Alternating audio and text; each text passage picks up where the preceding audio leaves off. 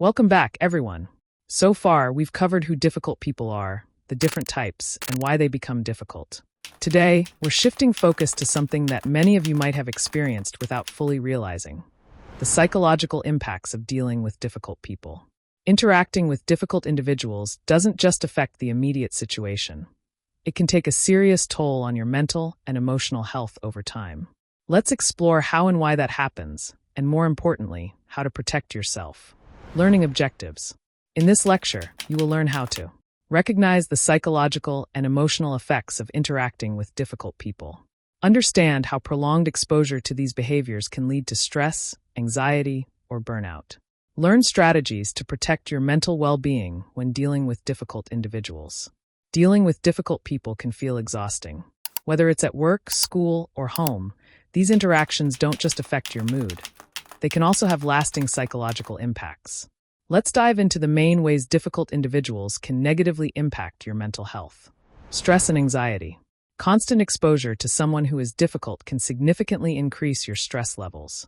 Imagine working with someone who is always complaining or being aggressive. Over time, this behavior creates a tense environment, making you feel anxious even before the interaction begins. You start anticipating conflict, which keeps you on edge and stressed out. Example: a student working in a group with a controlling partner might feel anxious every time there's a group meeting. This anxiety could spill over into other parts of their life, affecting their overall well-being. Emotional drain and burnout. Dealing with difficult people can be emotionally draining. You might feel as though every conversation becomes a battle, or that you're constantly walking on eggshells to avoid triggering their difficult behavior. Over time, this emotional strain can lead to burnout, especially if the situation is ongoing and you feel powerless to change it. Example: a person dealing with a passive-aggressive colleague every day might feel completely drained after work. The ongoing tension wears them down emotionally, leaving them with little energy for anything else. Erosion of self-esteem. When difficult people are critical or dismissive, it can start to affect your sense of self-worth. If someone frequently undermines you or makes you feel inadequate, it can lead to self-doubt. Over time, this erodes self-esteem and makes it harder to stand up for yourself in future interactions. Example: if a difficult boss constantly dismisses your ideas or criticizes your work, you may start to doubt your abilities. This self-doubt can impact your performance and make you hesitant to share ideas or take initiative in the future. Story illustration. Let's talk about Sarah, a nurse who worked under a particularly difficult supervisor. This supervisor was controlling, quick to criticize, and rarely offered praise. Over time, Sarah started dreading going to work. She felt like nothing she did was good enough, which caused her to lose confidence. Even at home, she found herself stressed and anxious. It wasn't until she took a few days off and talked to a friend that she realized how much of her emotional energy was being drained by her supervisor's difficult behavior. Moral of the story: Sarah's situation shows how constant exposure to a difficult person can drain your emotional reserves and affect your self-esteem. Realizing this impact is the first step in protecting yourself from long-term harm.